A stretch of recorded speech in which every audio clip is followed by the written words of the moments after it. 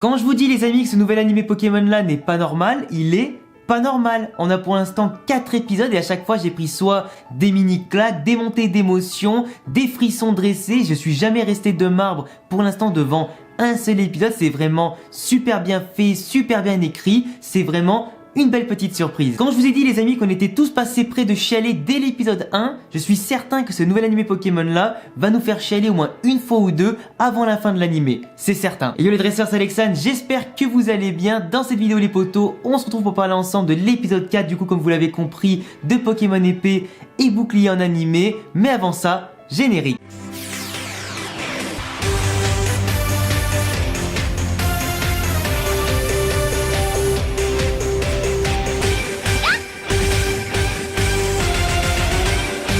On a eu droit les amis à un épisode plus posé que les précédents. Là on parle pas de rencontre avec Lugia, on parle pas de mise en scène, de rencontre, de flashback, ni encore bien sûr de petite enquête sur les Bulbizarres. Cette fois-ci on part du coup à Galar, on rentre enfin les amis dans le vif du sujet. On rencontre d'ailleurs Flambino, ce petit Flambino d'ailleurs qui a quand même fait une magnifique apparition, qui pour moi est un de mes Pokémon préférés du moins dans la région de Galar. On retrouve d'abord bien sûr Sacha et Go qui vont se réveiller chez le professeur Sakuragi, qui vont devoir du coup partir à Galar pour étudier de plus près le fameux phénomène Dynamax et Gigamax où on voit les Pokémon devenir géants comme pas possible. Forcément quand Go a appris la nouvelle sur le Motismart, il pouvait pas s'empêcher bien sûr d'être heureux, de vouloir partir directement à Galar. Et comme le professeur Sakuragi a plein de thunes, il est blindé jusqu'aux as, il aura payé l'avion en direction de Windscore, la ville bien sûr que vous connaissez tous, à Galar. Parce que oui, là on voit notamment dans l'épisode que c'est écrit Shoot City, donc Shoot City je suis allé voir sur internet, c'est bien la ville de Windscore, du coup là où il y a bien sûr la ligue Pokémon qui se déroule. On arrive donc directement dans une ville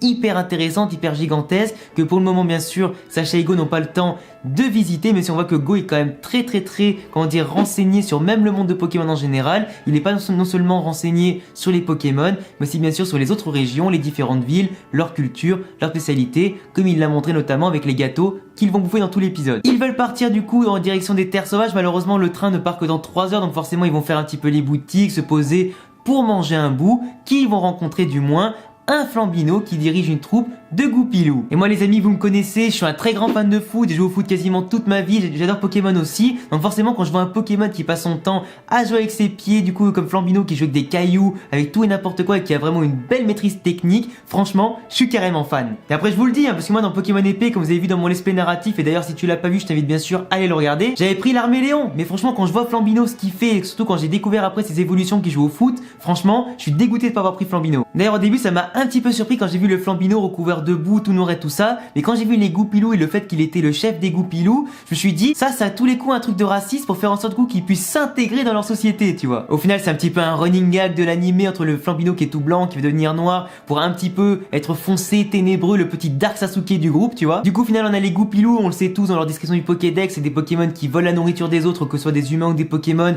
Pour se nourrir ils ont aussi forcément besoin de manger, ils ont pas d'argent pour s'acheter à manger, ça tombe sous le sens. Puis bon entre nous, plutôt que se farcir des Flambinos et les faire cuire et les croquer comme ça nature, autant leur faire voler des gâteaux, c'est quand même plus rentable. Du coup forcément Sacha se fait voler son sac à dos où il y a bien sûr les billets du train qu'ils vont devoir prendre dans 3 heures pour aller dans les terres sauvages. Ils se retrouvent donc tous à courir derrière le Flambino, d'ailleurs que le Motismadex n'arrive pas à capturer, ou du moins n'arrive pas à visualiser à cause de la boue qu'il y a sur lui. S'ensuit donc forcément une course poursuite dans les rues, on voit toutes sortes de Pokémon, de cul-de-sac, plein de chemins et tout ça. On voit quand même que Go est assez intelligent parce qu'il a vu les traces de pas noirs sur le sol, il se dit quand même que ça cache quelque chose. C'est d'ailleurs lui qui avait compris un petit peu plus tard qu'en fait Flambino s'était recouvert un petit peu de boue, du moins qu'il y avait un pelage blanc sous lui. Il avait remarqué quand il s'était un petit peu essuyé que la boue était en train de partir, du coup ça cachait forcément quelque chose. Du coup on a le petit combat, finalement on voit que Flambino il est quand même très rapide, très agile, il utilise plutôt bien ses pieds, sa vitesse et ses appuis en tout cas pour prendre un revers Pikachu et lui mettre quelques coups. Finalement Sacha et Pikachu sont quand même plus expérimentés, plus intéressants, donc forcément certains ont peut-être pu penser au bout d'un moment quand même quand Pikachu était un peu malmené que Sacha et Pikachu allaient encore une fois perdre contre un nouveau starter, mais finalement il n'en est rien après quelques attaques tonnerre bien placées, la toile élect pour le stopper etc.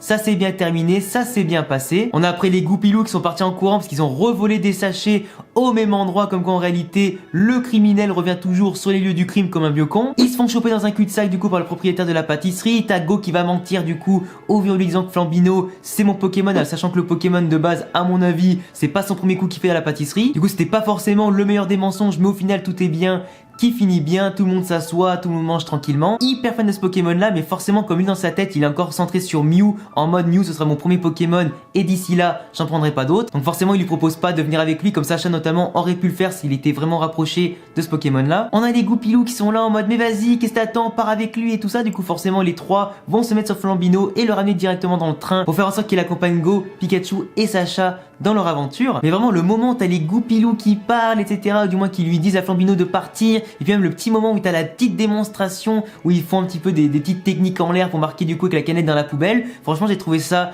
hyper stylé. En plus ils lui font la petite pause en mode ils montent leur cul, ils tirent la langue et tout ça et se tirent l'œil. C'est vraiment hyper stylé, j'ai trouvé ça vraiment en tout cas assez poétique et bien écrit. Donc pour le prochain épisode on a Sacha et Go qui vont partir du coup en direction des terres sauvages. Ils vont donc rencontrer forcément aussi quelques Dynamax ou Gigamax durant le prochain épisode. Alors on a vu un petit peu les extraits du prochain épisode, on voit notamment un Ronflex Gigamaxé, donc ça va être hyper intéressant de voir ce que Sacha et Go vont faire avec lui. Est-ce qu'ils vont l'affronter, est-ce qu'ils vont simplement l'observer, simplement faire du coup une étude autour de lui. Ça va être hyper intéressant de voir vraiment les terres sauvages depuis l'animé, depuis l'intérieur en tout cas, ça va être hyper intéressant. Et puis à voir comment Go justement va se raisonner lui-même pour arrêter de penser à Mew et peut-être pour avoir Flambino en tant que Pokémon. Est-ce qu'il va le capturer vraiment ou est-ce que des fois il va faire encore son caca nerveux et son enfant et donc le garder simplement à côté de lui sans le capturer, mais à mon avis forcément il va le capturer pour en faire définitivement son premier Pokémon. Donc le pauvre Flambino il est en train de tout quitter pour partir avec Go et le mec qui fait quoi? Il va encore faire son caprice d'avoir Mew. En tout cas l'épisode était vraiment super intéressant, beaucoup d'émotions. On voit aussi quand même que les Pokémon sont très empathiques,